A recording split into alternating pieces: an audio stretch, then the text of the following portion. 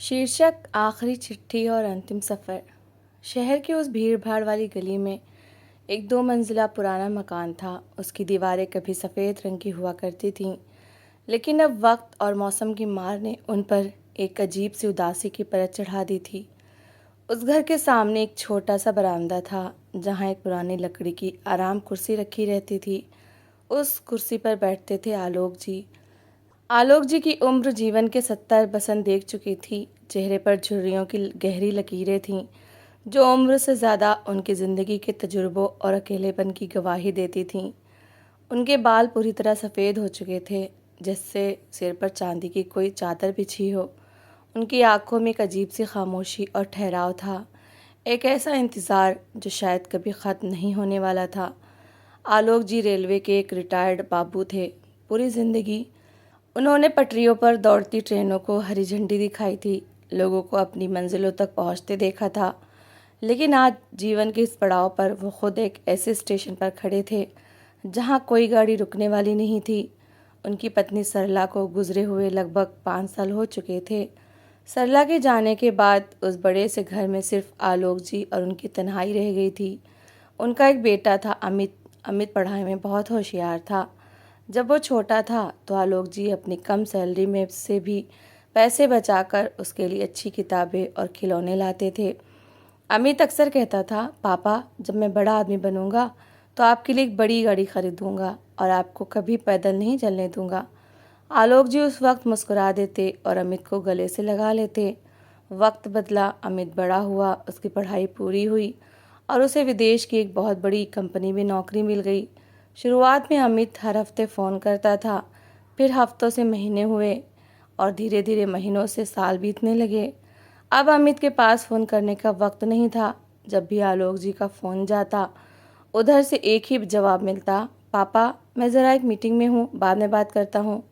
और वो बात कभी नहीं आता था। आलोक जी की दिनचर्या बहुत सीधी थी। सुबह उठकर चाय बनाना, न्यूज़पेपर पढ़ना और फिर उस आराम कुर्सी पर आकर बैठ जाना। उनकी नज़रें हमेशा गली के मोड़ पर टिकी रहती थीं। वो हर रोज़ उस इंसान का इंतज़ार करते थे जो खाकी वर्दी पहनकर, हाथ में चमड़े का थैला लटकाए, साइकिल की घंटी बजाते हुए आता था। वो था रहीम, इलाके का डाकिया, पोस्टमैन। रहीम पिछले 10 सालों से उस इलाके में चिट्ठियां बांट रहा था। वो सिर्फ एक डाकिया नहीं था, बल्कि उस मोहल्ले के हर सुख दुख का गवाह था। रहीम जब भी आलोक जी के घर के सामने से गुजरता, उसकी साइकिल की घंटी की ट्रेन ट्रेन सुनकर आलोक जी के चेहरे पर एक उम्मीद की किरण जाग उठती थी। रहीम अक्सर उनके पास रुकता। वो जानता था कि आलोक जी के घर कोई चिट्ठी नहीं आने वाली, क्योंकि आज के दौर में जब सब कुछ मोबाइल पर होता है, भला कौन किसे चिट्ठी लिखता है। और फिर उनका बेटा तो वैसे भी उनसे दूर जा चुका था। लेकिन फिर भी रहीम आलोक जी का दिल रखने के लिए रोज़ रुकता और कहता, आलोक बाबू आज तो आपकी कोई चिट्ठी नहीं है, लेकिन लगता है अगले हफ्ते तक हुजूर के बेटे का ख़त ज़रूर आ जाएगा। आलोक जी की एक फीकी मुस्कान के साथ कहते, हाँ रहीम, वो बहुत व्यस्त रहता है ना, बड़ा अफसर है, बड़ी जिम्मेदारियां हैं उस पर, जब समय मिलेगा तो लिखेगा ज़रूर। रहीम को आलोक जी की ये बात अंदर तक झकझोर देती थी। वो देखता था कि कैसे एक पिता अपने बेटे की बेरुखी को भी उसकी जिम्मेदारियों का पर्दा उठाकर छुपाने की कोशिश कर रहा था।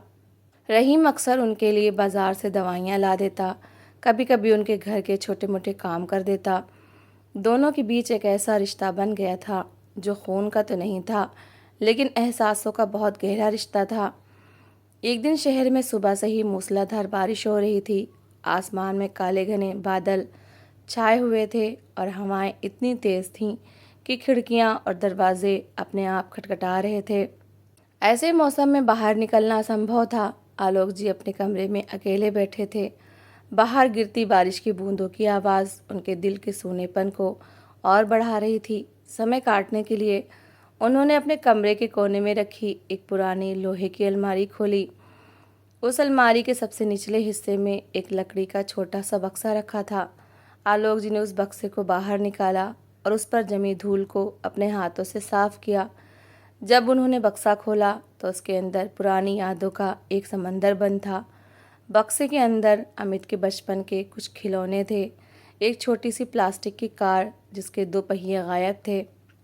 अमित का पहला रिपोर्ट कार्ड जिसमें अध्यापिका ने लाल स्याही से एक्सलेंट लिखा था और सरला की कुछ पुरानी तस्वीरें, उन तस्वीरों के नीचे कुछ मुड़ी तुड़ी चिट्ठियाँ रखी थीं। ये वो चिट्ठियाँ थीं जो आलोक जी ने उस वक्त अमित को लिखी थीं जब वो कॉलेज की पढ़ाई के लिए दूसरे शहर गया था। आलोक जी ने एक चिट्ठी उठाई और उसे पढ़ने लगे। उसमें लिखा था, बेटा अमित, खुश रहो, यहाँ सब ठीक है। तुम्हारी माँ तुम्हें बहुत याद करती हैं। जब भी तुम्हें समय मिले एक पत्र ज़रूर लिखना, और हाँ, अपनी सेहत का ख्याल रखना। पैसे की चिंता मत करना, मैं यहाँ ट्यूशन पढ़ाकर और पैसों का इंतज़ाम कर दूँगा। आलोक जी की आंखों से एक आंसू टपका और उस पुरानी चिट्ठी के कागज़ पर गिरकर फैल गया। उन्होंने महसूस किया कि वक्त कितनी बेरहमी से बदल जाता है। जिस बच्चे की उंगली पकड़कर उन्होंने चलना सिखाया, आज उसी बच्चे के पास उनके 2 मीठे बोल सुनने का समय नहीं था। बारिश थम चुकी थी, लेकिन मौसम में अभी भी ठंडक और नमी थी। अगले दिन धूप खिली तो आलोक जी हमेशा की तरह अपनी आराम कुर्सी पर बैठे थे, लेकिन आज उनके चेहरे पर वो रोज़ वाली उम्मीद नहीं थी। आज वो बहुत थके हुए और कमज़ोर लग रहे थे। रहीम जब अपनी साइकिल से वहाँ पहुँचा तो उसने देखा कि आलोक जी ने अपनी आंखें बंद कर रखी थीं और उनका सिर पीछे की तरफ झुका हुआ था। रहीम ने घबराकर साइकिल खड़ी की और भागकर बरामदे में आया। उसने आलोक जी के कंधे पर हाथ रखा। बाबूजी, ओ बाबूजी, क्या हुआ? आलोक जी ने धीरे से अपनी आंखें खोलीं। उनकी आंखों में कोई चमक नहीं थी। उन्होंने बहुत ही धीमी आवाज़ में कहा, रहीम, आज मेरा मन बहुत घबरा रहा है। मुझे लगता है कि अब मेरा बुलावा आने वाला है, लेकिन मेरा दिल कहता है कि अमित मुझे भूल नहीं सकता। वो ज़रूर मुझे चिट्ठी लिखेगा। अगर अगर मेरे जाने के बाद उसकी कोई चिट्ठी आए तो उसे संभाल कर रखना। रहीम का दिल भर आया। उसने आलोक जी का हाथ अपने हाथों में लिया और कहा, बाबूजी, आप कैसी बातें कर रहे हैं? आप बिल्कुल ठीक हैं और देखिएगा, बहुत जल्द आपके बेटे का संदेश आएगा। उस रात रहीम अपने घर पर सो नहीं सका। वो बार बार आलोक जी के उदास चेहरे और उनकी कांपती आवाज़ के बारे में सोच रहा था। रहीम ने तय किया कि वो इस बूढ़े पिता को इस तरह घुट घुट कर मरने नहीं दे सकता। उसने एक फ़ैसला किया, एक ऐसा फ़ैसला जो शायद कानूनन गलत था, लेकिन इंसानियत के तराजू में बहुत भारी था। रहीम ने अपने घर की टेबल पर एक कोरा कागज़ निकाला, पेन उठाया और ख़ुद एक चिट्ठी लिखने लगा। उसने अपनी लिखावट को थोड़ा बदलने की कोशिश की। उसने ख़त की शुरुआत की, पूजनीय पापा, सादर प्रणाम। आशा है आप वहाँ कुशल होंगे। मुझे माफ़ कर दीजिएगा पापा, मैं अपने काम में इतना व्यस्त हो गया था कि आपको भूल ही गया था। लेकिन मैं आपको बताना चाहता हूँ कि मैं आपसे बहुत प्यार करता हूँ। आपकी बहुत याद आती है। मैं बहुत जल्द आपसे मिलने आ रहा हूँ। आपका बेटा अमित। चिट्ठी लिखने के बाद रहीम ने उसे एक लिफाफे में बंद किया और उस पर आलोक जी का पता लिख दिया। अगली सुबह मौसम बहुत सुहावना था। हल्की हल्की धूप चारों तरफ फैली हुई थी। रहीम अपनी साइकिल पर सवार होकर आलोक जी के घर की तरफ बढ़ा। आज उसकी साइकिल की घंटी में एक अलग ही खनक थी। वो जैसे ही गली के मोड़ पर पहुंचा, उसने ज़ोर से आवाज़ लगाई, आलोक बाबू, आलोक बाबू, खुश हो जाइए, आज आपकी चिट्ठी आई है। आलोक जी जो कुर्सी पर बहुत निढाल होकर लेटे हुए थे, चिट्ठी शब्द सुनते ही जैसे उनके शरीर में एक नई ऊर्जा का संचार हो गया। वो सहसा उठकर बैठ गए। उनकी कांपती हुई आंखों में आंसू तैर गए। रहीम भागता हुआ आया और उसने वो लिफाफा आलोक जी के हाथों में थमा दिया। आलोक जी ने उस लिफाफे को चूमा, उसे अपनी आंखों से लगाया। उनके हाथ इतने कांप रहे थे कि वो लिफाफा खोल भी नहीं पा रहे थे। उन्होंने रहीम से कहा, रहीम, मेरी आंखें अब धुंधली हो गई हैं, ज़रा मुझे पढ़कर सुनाओ कि मेरे बच्चे ने क्या लिखा है। रहीम ने चिट्ठी अपने हाथ में ली। उसने वही सब पढ़ना शुरू किया जो उसने रात को अपने हाथों से लिखा था। जैसे जैसे रहीम शब्द पढ़ रहा था, आलोक जी के चेहरे पर एक ऐसी अलौकिक शांति और संतोष के भाव आ रहे थे जो शब्दों में बयां नहीं किए जा सकते। उनकी आंखों से लगातार खुशी के आंसू बह रहे थे। जब रहीम ने चिट्ठी पूरी पढ़ी तो आलोक जी ने कहा, मुझे मालूम था, मुझे मालूम था कि मेरा अमित मुझे भूल नहीं सकता, वो मेरा बेटा है। उन्होंने चिट्ठी रहीम के हाथ से वापस ली और उसे अपनी छाती से चिपका लिया। उन्होंने अपनी आंखें बंद कर लीं और आराम कुर्सी पर पीछे की तरफ झुक गए। उनके चेहरे पर एक गहरी सुकून भरी मुस्कान तैर रही थी। रहीम ने कहा, बाबूजी, अब तो आप खुश हैं ना? लेकिन कोई जवाब नहीं आया। रहीम ने थोड़ा पास जाकर उनके कंधे को हिलाया। बाबूजी। आलोक जी का हाथ नीचे की तरफ लटक गया और उनके हाथ से वो चिट्ठी छूटकर फर्श पर गिर पड़ी। आलोक जी इस दुनिया को छोड़कर जा चुके थे, लेकिन उनके चेहरे की वो मुस्कान बता रही थी कि वो अपने बेटे के प्यार का एहसास साथ लेकर बहुत सुकून से विदा हुए थे। आलोक जी के अंतिम संस्कार के 2 दिन बाद गली में एक बड़ी चमचमाती हुई काली गाड़ी आकर रुकी। गाड़ी का दरवाज़ा खुला और उसमें से एक सूट बूट पहने महंगे चश्मे वाला नौजवान उतरा। वो अमित था। पिता की मौत की खबर पाकर वो विदेश से भागा चला आया था। अमित के चेहरे पर दुख तो था, लेकिन उसमें एक अजीब सा बड़प्पन और औपचारिकता भी थी। वो सीधा अपने पुराने मकान के अंदर गया। घर के अंदर सब कुछ वैसा ही था, बस आलोक जी की वो आराम कुर्सी खाली पड़ी थी। अमित जब कमरे का सामान समेट रहा था, तभी दरवाजे पर दस्तक हुई। अमित ने मुड़कर देखा तो वहाँ रहीम खड़ा था। रहीम के हाथ में वही पुराना लकड़ी का बक्सा था जो आलोक जी की अलमारी में मिला था। अमित ने रूखेपन से पूछा, आप कौन? रहीम ने अपनी टोपी उतारी और कहा, मैं इस इलाके का डाकिया हूँ भैया, आपके पिताजी का आखिरी वक्त तक इंतज़ार करने वाला हमसाया। रहीम ने वो बक्सा अमित के सामने मेज़ पर रख दिया और कहा, यह आपके पिताजी की सबसे कीमती वसीयत है, इसे संभाल कर रखिएगा। अमित ने बक्सा खोला। उसमें उसके बचपन की चीज़ें और आलोक जी की पुरानी तस्वीरें देखकर उसका दिल थोड़ा पसीजा, लेकिन तभी उसकी नज़र उस लिफाफे पर पड़ी जो फर्श पर गिरा था और जिसे रहीम ने संभाल कर रख लिया था। अमित ने वो लिफाफा उठाया और जैसे उसने चिट्ठी के अंदर की लिखावट देखी, वो चौंक गया। अमित ने कहा, ये लेटर किसने लिखा है? इस पर मेरा नाम लिखा है, लेकिन ये मेरी लिखावट नहीं है। ये झूठ किसने किया है?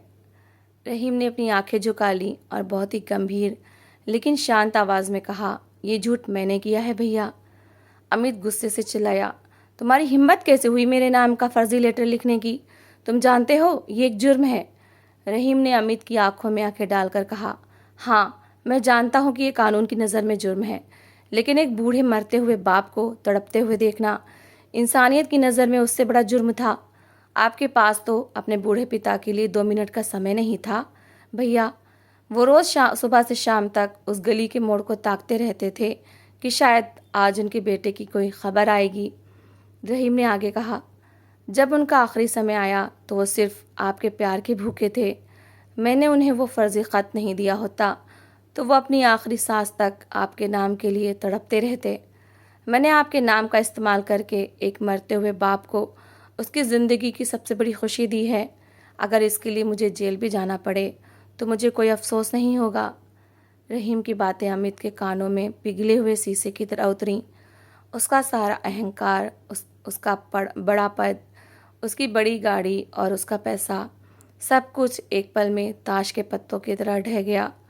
उसे एहसास हुआ कि उसने कामयाबी की अंधी दौड़ में क्या खो दिया था। अमित ने उस खत को दोबारा पढ़ देखा जिसे रहीम ने लिखा था।